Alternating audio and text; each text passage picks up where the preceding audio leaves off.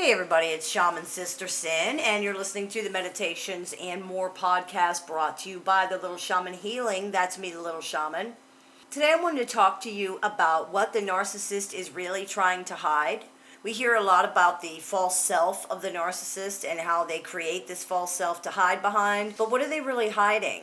Many people think the narcissist's abusive behavior is what they're trying to hide, but it actually isn't. The abusive behavior is something they use to try to keep the fiction in place. The abusive behavior is not what needs to be hidden, in other words. The abusive behavior is just another tool to make sure that what needs to be hidden stays hidden. What they're trying to hide is far more ugly than that, in the narcissist's opinion, and they live in fear that other people will see it. So what is it? It's the narcissist's true self, as they perceive it to be. The true self is, of course, not the fake nice one you see, and it's also not the abusive terror that you see either. The true self is a weak, worthless, unlovable monstrosity that has no redeeming qualities at all. This is how the narcissist sees it. You've likely never seen it yourself unless the narcissist in your life has decompensated to the point that they were suicidal, and even then you probably didn't see the actual true self, but more of a reflection of it filtered through their other masks. The true self is generally extremely immature and undeveloped, like a baby. It may not even be able to communicate with other people, which is similar to what we often see with DID, or what we used to call multiple personality disorder. This is what the narcissist is hiding. Something they believe is so ugly, so defective, so deformed, so shame-filled, so repulsive, so hideous and awful that it must be hidden at all costs because anyone who even looks upon it would run away screaming in disgust. This is what they believe they are. It's really no more realistic than their positive view of themselves, but unlike their false self, the false positive self, the narcissist doesn't know that this negative perception is not real. They know their projected self is false because they constructed it specifically in opposition to the true self. The true self is perceived as weak, so the false self was created to be strong, etc. That's why they will go to such extremes to keep the false self in place, including discarding, abusing, or even killing other people who threaten to expose it. The false self is the only barrier between the world and what they think is the truth about themselves. By any means necessary, that true self must be kept away from the world. This is also the reason they're often so paranoid and hypersensitive. If you were walking around living a lie that you thought was going to be exposed any second, you'd be paranoid too. This is why they behave abusively when their narrative is threatened. It's desperation.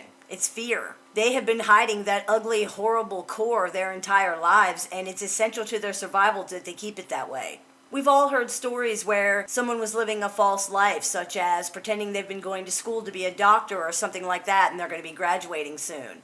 They play it out as long as they can, but when the date of their supposed graduation gets closer, they become more and more frightened that they're going to be exposed for the loser and the failure that they believe they are. Instead of admitting the truth to their spouse or simply leaving, they kill their spouse because they can't tolerate the shame of exposure. Which is also the reason why they never told their spouse that they stopped going to school in the first place. They would rather their spouse die than find out. Shame is a core part of the narcissistic personality. Not normal shame that you might feel if you did something wrong, and not remorse, but deep-seated pathological delusional shame for who and what they are, which probably stems from their childhood, and it has nothing to do with anything they have or have not done. It's just there all the time. They carry that with them always. Anything that provokes that suffocating pathological shame is reacted to with rage.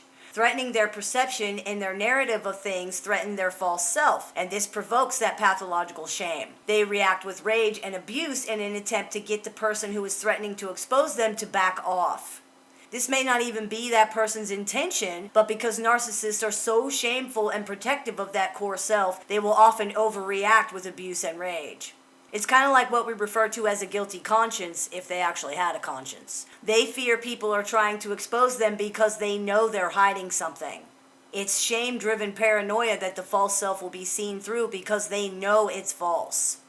Everything the narcissist does is designed to protect and hide who they believe they really are, both from the world and from themselves. They live in a very carefully created fiction of illusions, projections, and denials. This is why they're dedicated to misunderstanding you and why they insist that everyone agree with their narrative.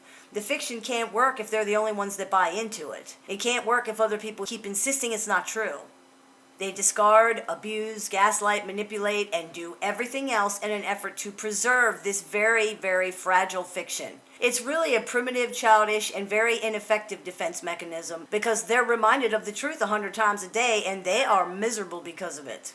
They cannot measure up to who they want to be, and they can't accept who they really are. This war is going on inside their heads 24 hours a day. It's no wonder they act the way they do. That would drive anybody crazy. I hope this clears a few things up for you. As always, I look forward to your comments, questions, and suggestions, so please keep those coming. Once you've been listening to the Meditations and More podcast brought to you by the Little Shaman Healing, that's me, the Little Shaman. May the Great Spirit bless you and have a wonderful day.